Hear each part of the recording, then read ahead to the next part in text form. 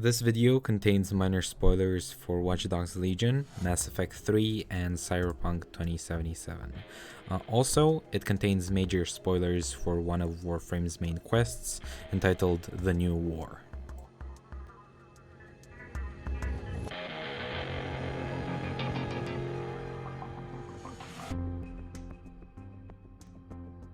Most video essays about modern video games start by exclaiming some grandiose statement about a video game. What comes to mind when I say Watch Dogs? Is it disappointment, deceit, mediocrity? To say the first Watch Dogs game was received poorly would be an understatement. I was so excited for Watch Dogs Legion. It's good, it's horrible, it made me want to commit myself to Arkham Asylum, or it's the best thing ever made. Its finished product was nothing like what was shown in previews. Then they continue by presenting cold, hard facts, without ever stopping to ask one important question. Why was this game made? Why did the developers make this? And, I don't know, add this specific gameplay element or that specific gameplay element. Most video essays on YouTube only report on what the games are physically, visually about, and why other people believe that they failed, why fans believe that their games fail, why studios think so, why reviewers add or subtract points on Metacritic. But that in of itself is not critique. We can expect that from channels that specialize in reviewing games, like IGN. Of course, their audience cares about tangible aspects of the product they intend to buy, because, for those people, these specific video games are just products that they intend to use in order to entertain themselves, which is completely okay and fine. However, as the video game industry grows, of course, finally, video games are considered more and more an artistic medium, an artistic expression, and thus they are regarded more than just a product for our entertainment. If we were to only review movies, for example, based solely on their fun factor, then maybe we'd find ourselves rating superhero movies higher than anything else because they are more fun, because they're more entertaining to watch, and they keep you more engaged than something like, I don't fucking know, some old French movie about cats in space or some bullshit like that. However, I would personally argue that most people enjoy art that makes them actually think. That's why people, for example, hated Mass Effect 3's ending. A trilogy of character-driven choices, ultimately summarized in the simplistic option of picking your favorite color.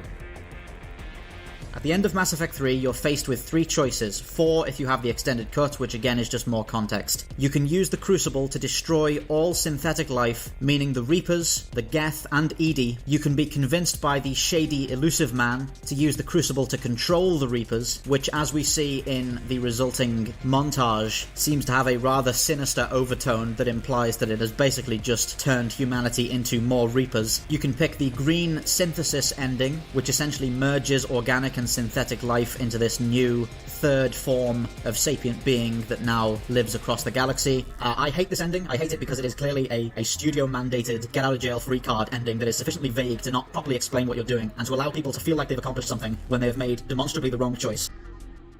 Red means destruction, blue means acceptance, green means symbiosis.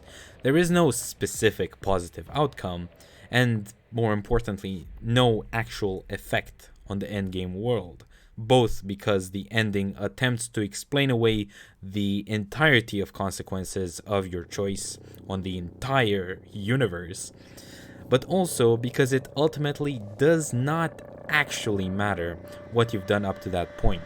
What matters is now, and the now presented in the last moments of ME3 is a very bad time to be alive. Thus, contrary to Mass Effect 3's ending, the rest of the franchise offered an actual story that engaged players not just mechanically, but also narratively, Which character, for example, do I want to save at the end of Mass Effect 2? Which do I let die? Who am I actually fighting for? Who do I want to be my ally, and who do I not want to be my enemy?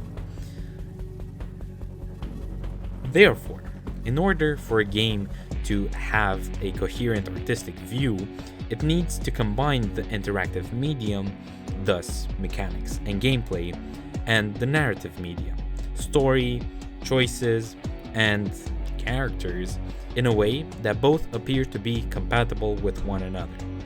For example, when I grow stronger mechanically, i.e. I have a bigger gun, or I get more fame or more money, that should translate into the actual narrative. The characters around me are also aware that I am more powerful, and they respond accordingly. By this, I don't mean that they just scale to my level and I get to fight and do the exact same thing again. Rather, that there is a palpable sense of progression. One where the enemies, for example, become more complex to deal with, not just harder. That's why a game like Doom Eternal is so cohesive. Even if its gameplay loop is evidently gamey, with armor points dropping from enemies and you fighting demons and being able to fly, and every level being treated as if it was an arena. However, the point still stands. In Doom Eternal, you are not going to just use a rocket launcher on the weaklings, because by the time in the story that you obtain it, you will actually have to use it on larger enemies that it works better on. In this case, you have a very, very good combination of a gameplay element and of a story element. When a video game fails to achieve this state, it can often become unfun if it doesn't recognize its flaws. Not all games are materialized from the desire to be poignant about some real-life truth, of course. However, the cracks do show when a game manifests competing visions on gameplay and story. Take, for example, Cyberpunk 2077. When you finish the first act, you reach a new path. You are now sharing a mind with the infamous rocker boy of the past, Johnny Silverhand, and you are presumably on the verge of death. Promise not to laugh. I plant a bomb in Arasaka Tower. Nothing there to laugh about.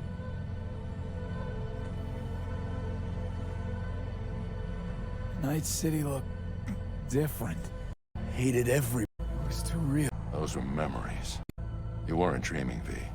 Those were memories. There's a personality construct on that shard. Dreams you had were from his past. Never given me that look before, Vic. What is it? You, don't got a lot of time left, kid. Say what now? Biochip. It's basically a bomb. Fuse lit already. You don't have much time left. Much life. It's a very easy concept to play around with. However, the moment you start doing any sort of side content that doesn't directly relate to V or his relationship with Johnny, A few weeks, tops. Silverhand's construct is overriding your consciousness, gradually taking over your body until one day you'll just be gone. like, I don't know, pursuing romantic partners in Night City, or doing side gigs for the various fixtures, it starts feeling less and less like the clock is ticking on your very life, which inherently makes it seem like doing the main quest isn't that urgent, because you can go and complete all of the side gigs, then come back and finish the main story. However, this is an open world RPG, so of course it makes sense that you would be able to go around and explore the world through side content. Furthermore, say you do continue doing various gigs, earning reputation with fixers, and becoming a pretty well-known mercenary in 2077. Well, by doing this, you create the exact conditions for the latter main quests, which more and more revolve around your character, V, being recognized as a god amongst men, as one of the best, as very competent at killing people, shooting people, bribing people, whatever. Thus, 2077 tries to have its cake and eat it too, creating a cognitive dissonance between what you play and what you see happen. If you do the side quests, then you create the environment for the main plot to occur. However, again, if you do the side quests, you also pretty much ruin the main plot, because it does take time to do those side quests, and it doesn't make sense for your character to be able to do them if he's on a very, very limited budget of time. This serves as a very good example for what has come to be known in the gaming sphere as ludonarrative dissonance, a term that was first coined by Clint Hawking, creative director at Ubisoft, responsible for the first two Splinter Cell games, Far Cry 2, and more recently Watch Dogs Legion, which we will apprehend in detail a bit later. He actually brought this term up in 2007 when analyzing the first BioShock title. Hawking claimed that BioShock, although mechanically amazing and beautifully fun as a game, both in its story and in its gameplay, lacked a connection between the two in terms of specifically the little sister choice, as it caused the player who makes either choice to either understand the protagonist's path or disavow it completely because it doesn't make logical sense or narrative sense. Now, it's important to place this initial statement in the temporal context it originated from. 2007 was a time when video games were still struggling to prove themselves, not as an art medium, but as a thing that was even as much as tolerated in most households, with the main debate centering around whether or not games cause violent tendencies amongst teens. Now, by now, it's very difficult to argue that video games are not a mainstay of modern society. For example, by 2018, profits measured by the games industry and Hollywood were around the same number, $43 billion just in the US. So it's obvious that we're talking about a different era than that of the initial statement. Nonetheless, the problem first highlighted here, ludonarrative dissonance, has garnered quite the attention, being plastered all over for any game that reviewers or fan bases thought of as not having a strong enough story. Basically, it became a term that was just freely used by anybody who thought a story was not strong enough without actually understanding the metatextual meaning of the word. However, I think that what Clint Hawking iterates in his article just a few lines after the bombastic title is much more important, as it is an idea that I've come across while researching for this video. True critique of games, especially with ideas like ludonarrative dissonance, exists beyond the tangible aspects of the game and requires the analysis of metatext, of what the intention of the developers was, of what ideas the game emphasizes through its gameplay loop, and its story, of what it expresses on its most deep fundamental level. Even something as simple or apparently not profound as, I don't know, Super Mario Odyssey can still be analyzed through the idea of ludonarrative dissonance to see if the gameplay actually relates to the story and if they complement one another. Thus, games can be immersive, they can have some great stories, beautiful graphics, addicting gameplay, whatever. But despite that, there can exist some issues at the core of their inception. What I mean to say with this is actually very simple. Even if a game is amazing to play, that does not make it automatically coherent.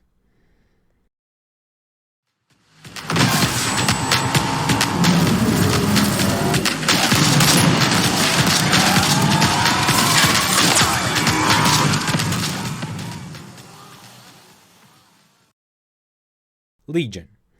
Published in late 2020, a game whose creative designer is the same Clint Hawking that first launched this idea. This game was sold by Ubisoft as a world where you can, quote, play as anyone. The mainstay feature of Legion being that you have to create your own resistance group from the ground up in a near future London. One where a private police force has declared martial law and is enforcing authoritarianism everywhere. This sounds very good on paper, especially when you see all of the trailers that were launched. For example, one of the best cinematic trailers, Tipping Point, who was directed by Alberto Mielgo, actually just does a very short, like 3-minute description, pretty much, of how the world is through the eyes of a random taxi driver. And it really drives home the fact that this private police force, Albion, keeps a tight leash on everybody who disagrees with them. It's very, very okay with killing journalists, protesters, whatever. The illegal paintings spreading subversive and hostile messaging over the last few weeks across London are not the work of several people as was originally believed, but the work of an individual.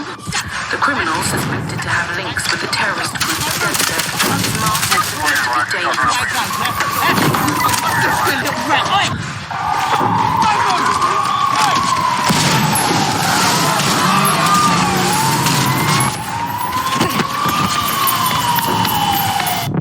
Authorities recommend not to approach the individual. By this trailer alone, you would think that once you actually start playing the game, you are gonna have a hell of a rough time dealing with Albion because they fucking hate you, they hate everything about you, and they will stop at nothing to make sure you're dead.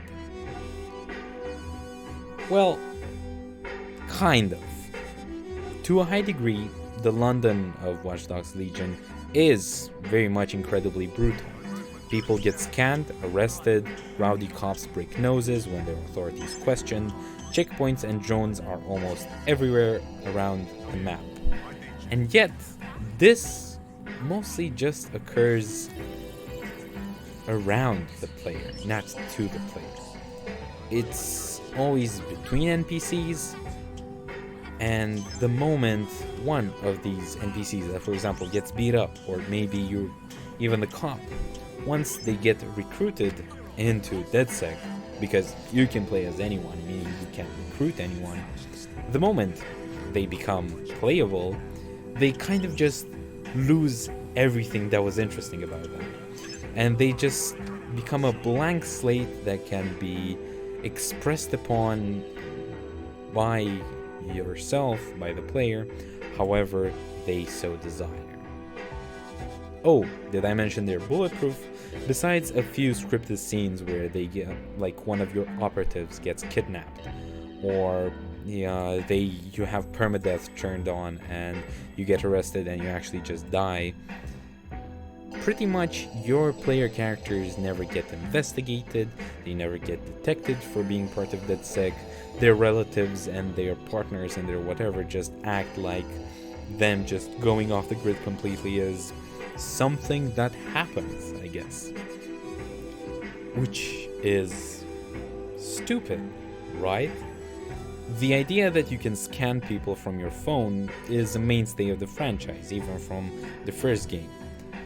So, if you're accessing data available to Albion, like it's implied, that means that they are aware that some people that you can recruit are rioters, street artists, government spies, and war veterans, Although, when a spiked grandma which has heart problems and can suddenly die in the game sneaks into a compound, she's undetectable because she has a mask that covers her head.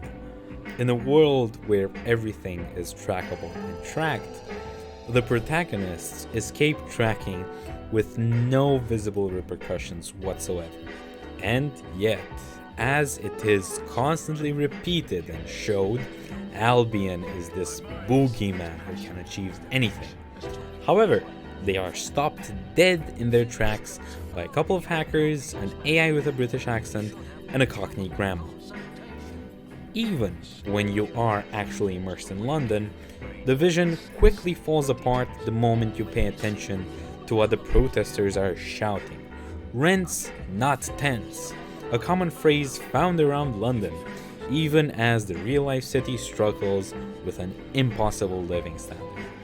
Every main mission, whenever you infiltrate some Albion compound or you fight the long fight against Albion, the game pretends that your little party is actually doing significant damage to the status quo, even as the moment you exit a mission, you are immediately greeted with the Ubisoft game formula, a lifeless open world filled with soulless side objectives that has become a reference point in video game culture, the Ubisoft open world game.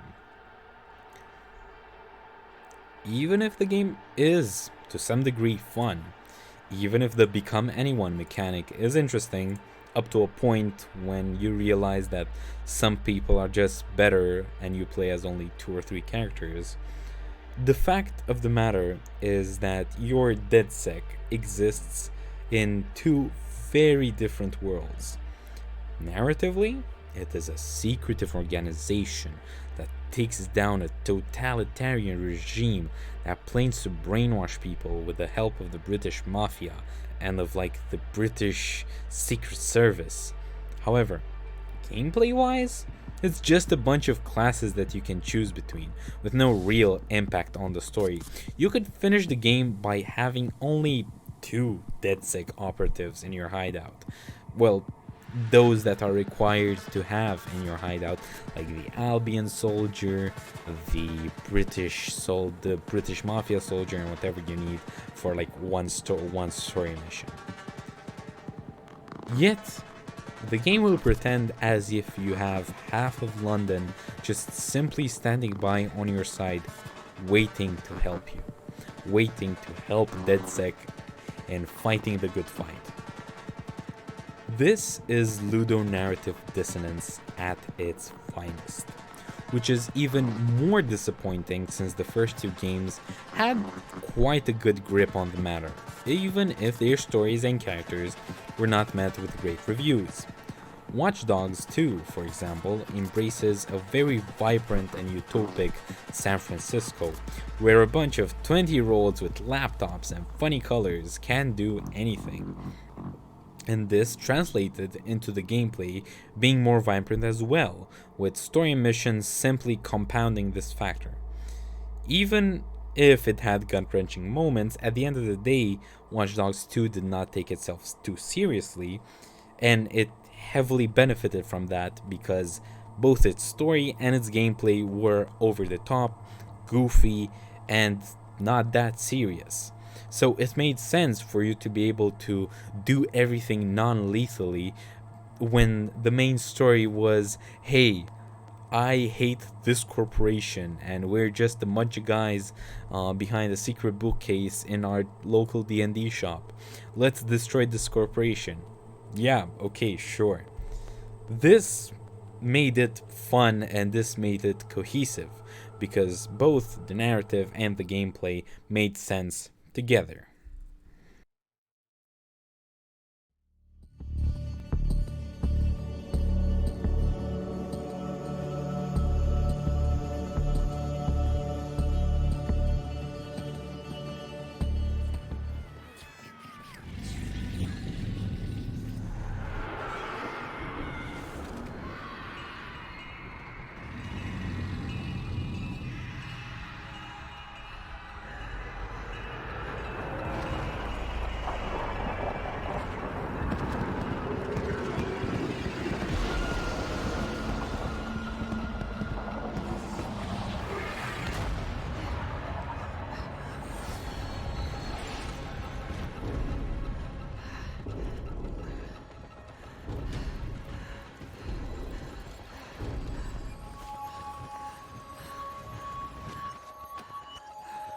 Don't be afraid.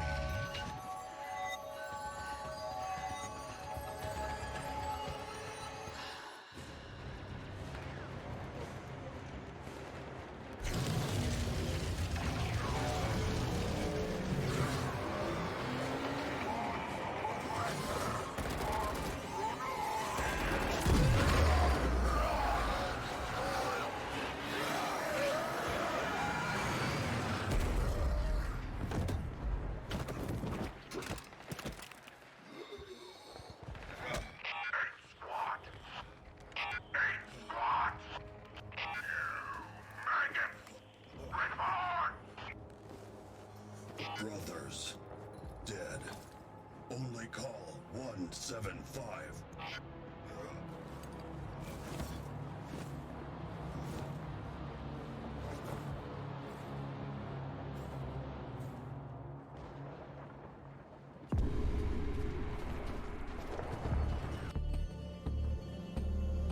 Thesis, Earth, a familiar place to the average Warframe player, now shrouded in red, antagonistic darkness. This moment, coupled with the next few seconds, truly defined the measure of the enemy as an evil, all-encompassing entity with larger-than-life claims. For me, watching it just gave me shivers, completely reminded me of leaving Earth from Mass Effect 3 with that gut-wrenching music and the Reapers just descending down on everything. And in that way, the sentience of Warframe are very much like Mass Effect's Reapers. Then, same scene.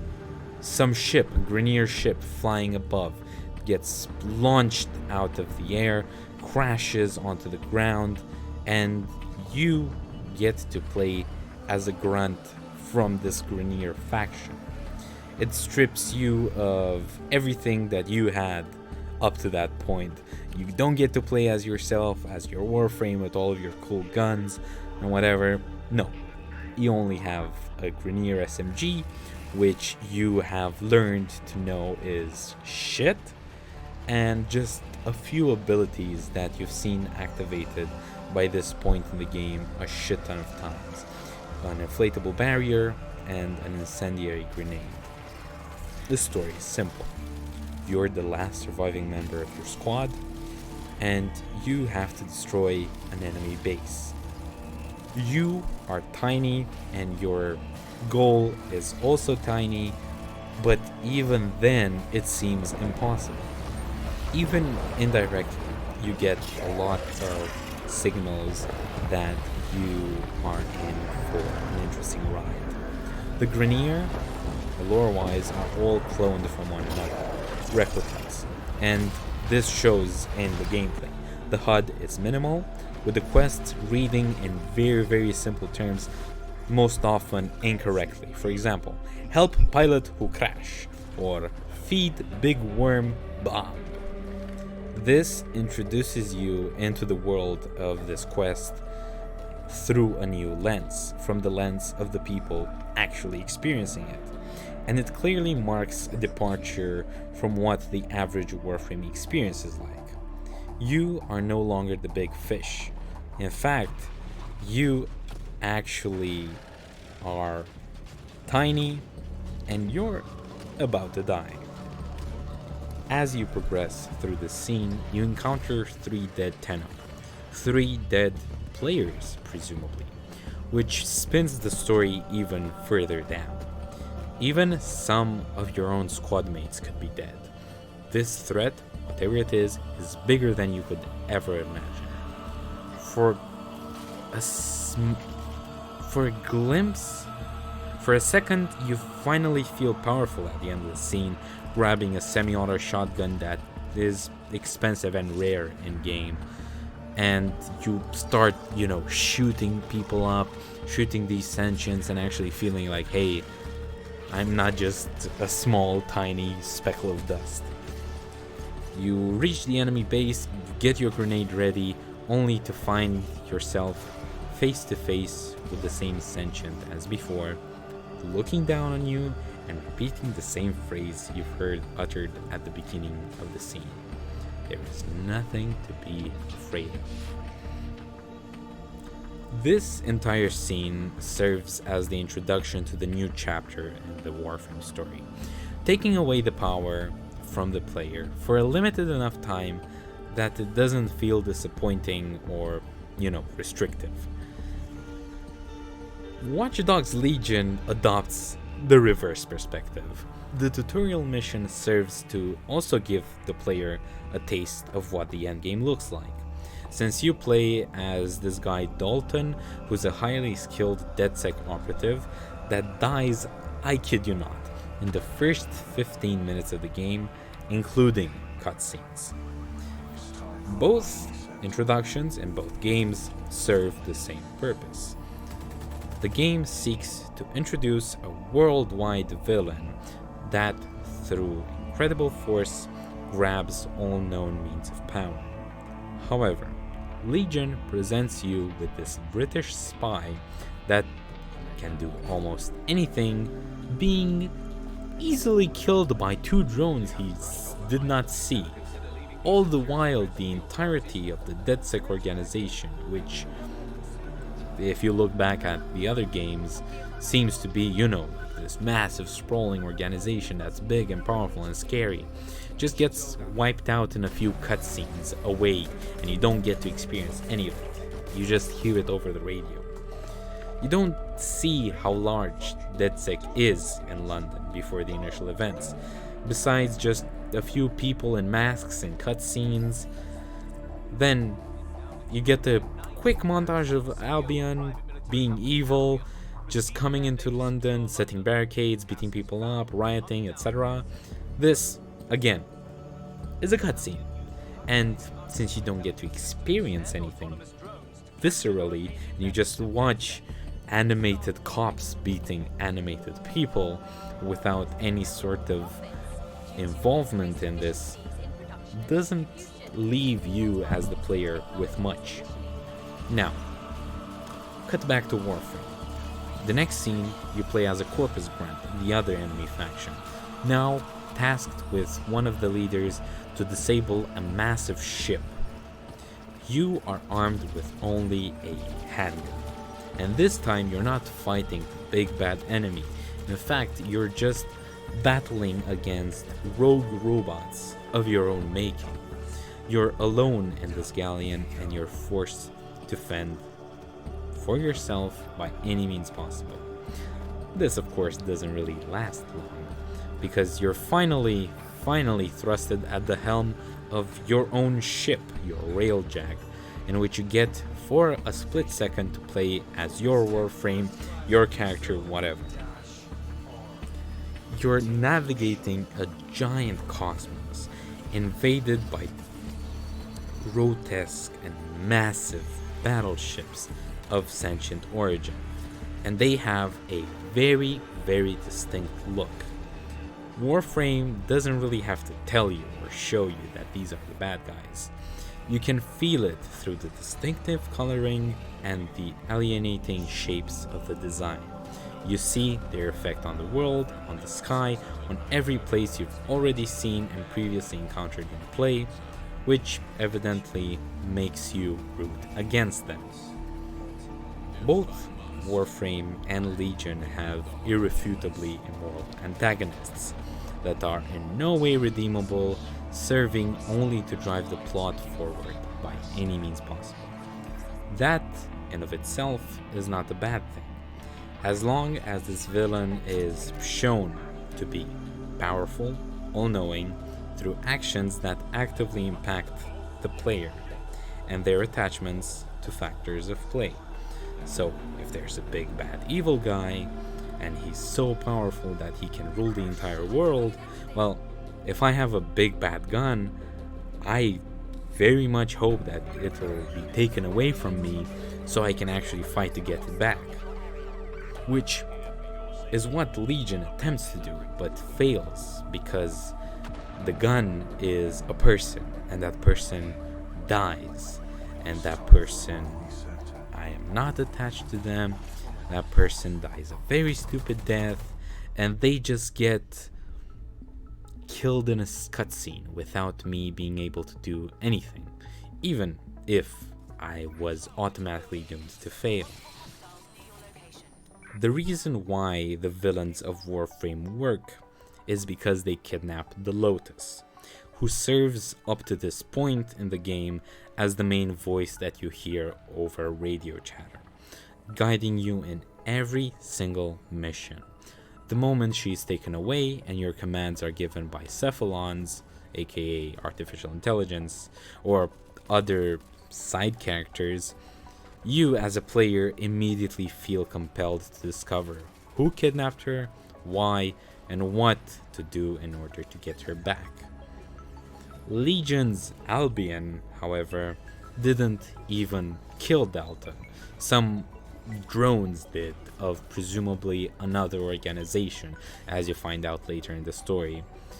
The appearance of Albion, however, is the consequence of a third party's action, making it difficult for the player to actually meaningfully engage with the game. When there is no narrative pull to do something in a game, the medium transforms into a long-winded, graphically enhanced chess match. The more I play, the more powerful I get, the more fun I have. This derives the fun element solely from the snowballing of power, wealth, or whatever driving factor the game has, making the entire story just fade into the background as if it was never there. Let's think of another art medium, movies, for example. When talking about them, critics often complain of the show don't tell issue. Instead of describing a plot element for critics and for the viewer, it's more important to actually show it in a movie, to be able to visualize it as it generates more of a lasting impact.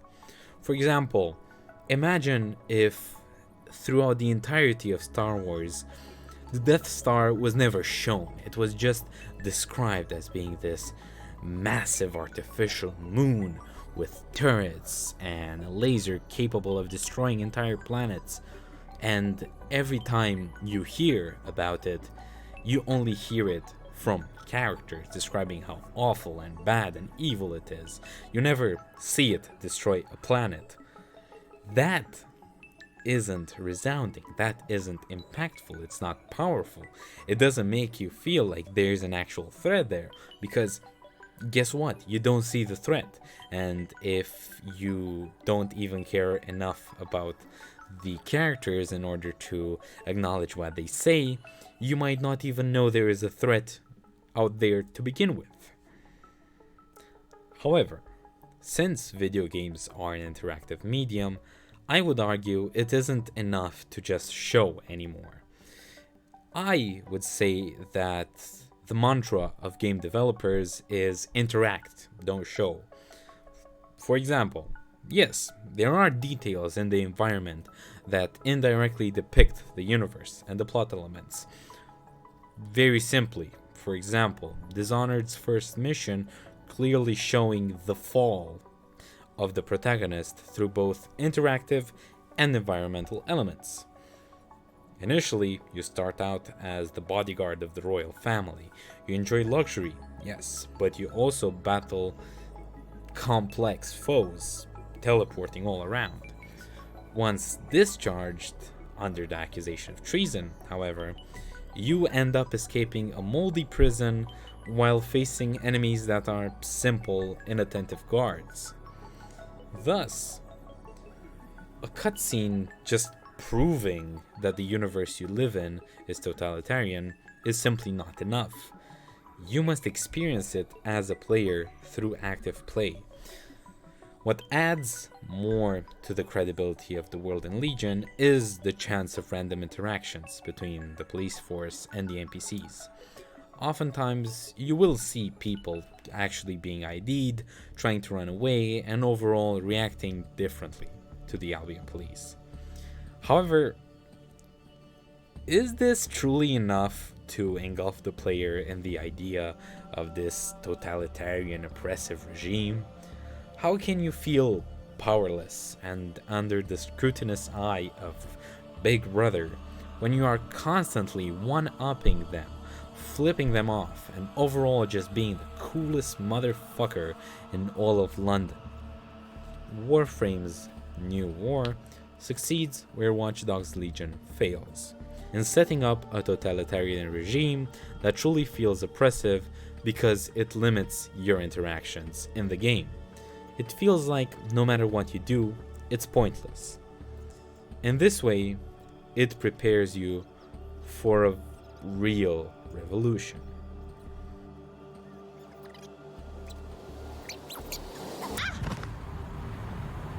Would somebody please tell me that 1066 was not control disregard. That's a code Please for control. help. I'm all good here.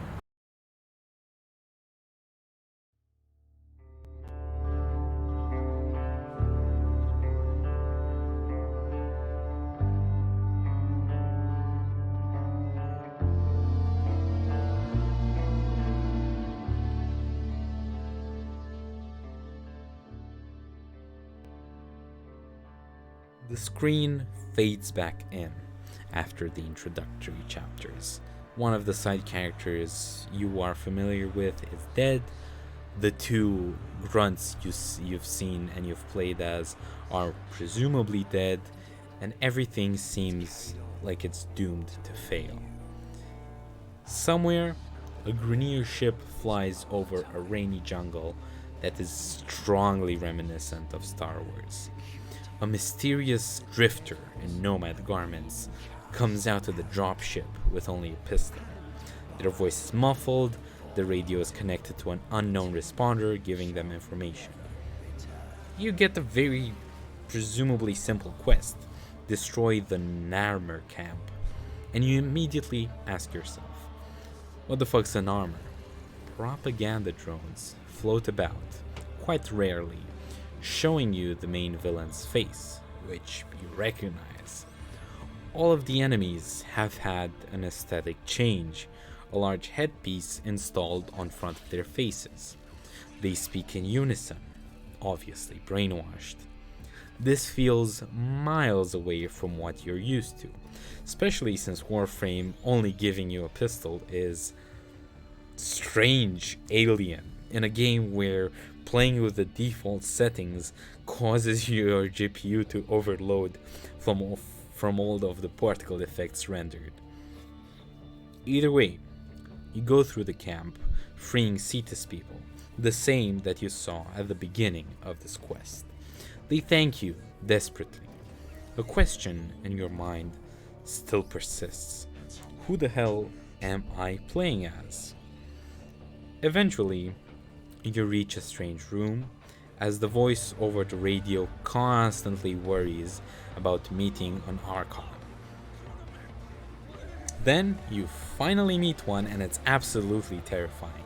It's a twisted version of a Warframe with a snake's head just coiling towards you. Of course the protagonists lose their shit and you're forced to just run away, because you cannot fight this thing yet. You barely escape the Archon, you finally understand what Narmer is. The new order, made by the main antagonist, enforced by the Veils, headpieces that brainwash the wearer into loyalty. And then, it's revealed who the protagonist is. Your character, kind of, but from a different time stream. You come home to your orbiter, the ship that you've used all throughout the game. It's colored the exact same way you colored it, but it's absolutely ruined, devastated by years of abandon. This entire location is eerie, exactly because it turns something you grew familiar with on its head. Same is the next chapter.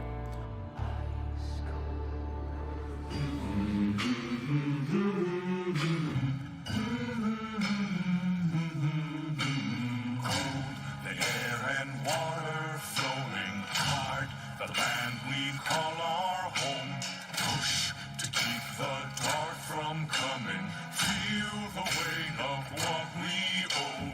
This, the sound of of sons and daughters, hide the heart of who we are, making peace to build a future, strong, united, working to strong, our wise and trusted friend. We united in one vision, rise to sing of sorrow's end.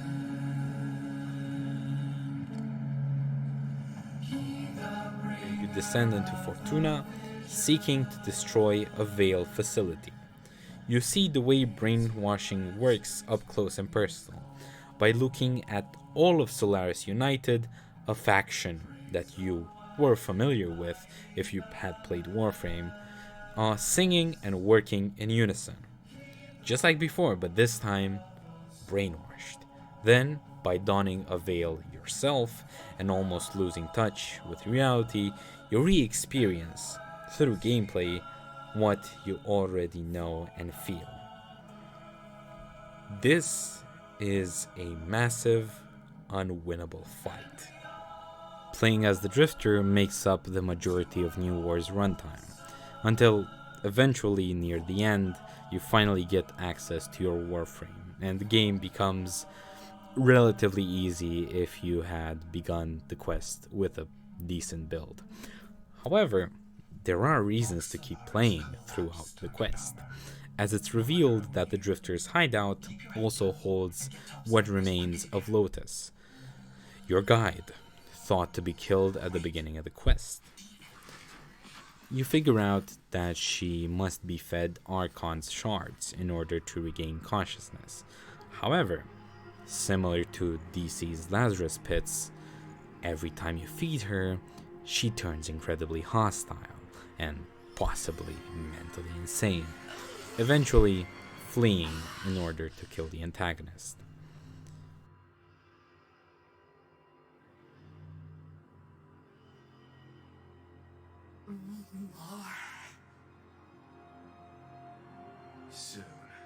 Soon, I promise.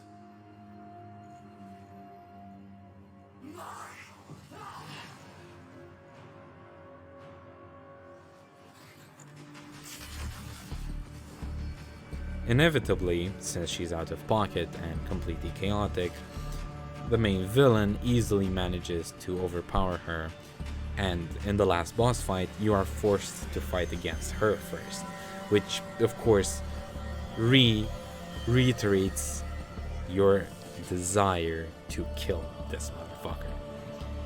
In Watch Dogs Legion, however, the only thing keeping you entertained is trying to find out who planned the bombings that followed the introductory scene. Was it Albion, a hacker group called Zero Day, some British spy agency, or perhaps another villainous hacker group? Does it really matter? There are no emotional stakes or any stakes whatsoever, as you go around pretty much being a goody two-shoes and saving London from criminals, cops, and whomever else seems kind of bad. Ludonarrative dissonance emerges deeply as you sink more and more time, as Ubisoft does what Ubisoft does best, copy-pasting enemies and layouts, with the key difference being the decor. Now you're in a security complex, so the enemies are colored yellow and the environment is metallic. Now you're fighting against the mob, so the enemies are colored red and the environment is old money. Other than those aesthetic differences, all of the enemy factions have the same enemy types and play out exactly the same. There is no inherent asymmetry causing you to feel like there is anything different or changing in the gameplay. Sometimes you're forced into hack-only scenarios, sometimes you're forced into infiltrate-only scenarios, but never do you feel like you have to use your brain in order to actually gain an advantage. Meanwhile, asymmetry is a tool that Warframe uses to distinguish its enemy factions. When the Corpus have drones and power nullifiers, Grenier have these tanky, toxic spewing noxes, and sentients, for example, can adapt to damage. Whenever you plan accordingly to what you're going up against, you are rewarded for it mechanically. The sentients do feel different to fight against, as they try to crowd you and destabilize you, especially towards the end of the quest, even if by that point you have your OP loadout equipped and it doesn't resonate that well.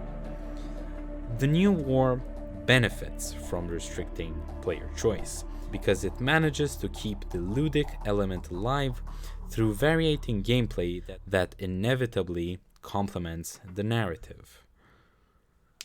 New hacking minigames, new enemy types, new music, new weapons, they all come together bundled to create a compelling story that it becomes even more refined through its reach into gameplay. Warframe makes you feel like you're actually fighting a revolution, a guerrilla war where you have to sneak around and attempt risky strategies in order to actually succeed. From sneaking into a compound to taking cover behind shipwrecks to avoid the scorching solar flares. Yes, that does happen. Because you are not on top of the food chain anymore, even when you're supposedly overpowered. Legion, on the other hand, while it does have a clear progression system with skill points and everything, and you do grow stronger the more you play, it never feels like you were at any point fighting a losing battle. Albion appears incomprehensibly powerful and evil in cutscenes, but fails to stop protests at almost every corner. How can you take such a faction seriously when you see their incompetence constantly? Furthermore, Albion dies out the moment its leader is flatlined. Albion, by the end of Legion's story, is seized by the British government, with London being more or less freed. Congratulations, DedSec won. Meanwhile, the enemy faction Narmer in Warframe is far from gone. In fact, it constantly protrudes throughout the world of Warframe after you finish the quest, with new high-level missions being unlocked in order to purge it from existence. Even so, the struggle never ends. Warframe is not by any means perfect. In fact, its moment-to-moment gameplay is a picture-perfect rendition of ludonarrative dissonance. If, God forbid, you have to farm a rare resource, your best bet are assassination missions, which have this monumental build-up that is completely obliterated when you accidentally go into a public lobby with 3 other people all running Volt or Gauss, the fastest Warframes, just speeding through the level and one-shotting the boss like there's no tomorrow. However, from the moment you start the new war and until the moment it ends, you rarely feel like you've got everything just figured out. You never feel you've truly got the upper hand. Even when you get your OP loadout, you're still 3 steps behind, chasing the villain through the origin system. The reason why I opted to compare Warframe with Watch Dogs Legion is because they bear striking similarities in theme, in the sense that both attempt to depict a society under complete dominance by an overbearing force of evil. However, where one succeeds, the other fails, which I would argue is the main reason for the latter's gameplay feeling just so dull. If a game has any kind of narrative, it's pivotal for it to be competent enough to reflect and refract into play.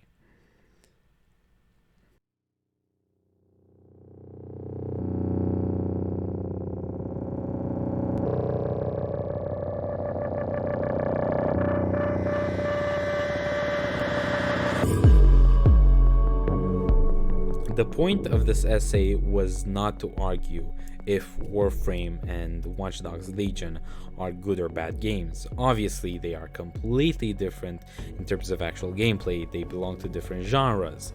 They differ in atmosphere, purpose, identity.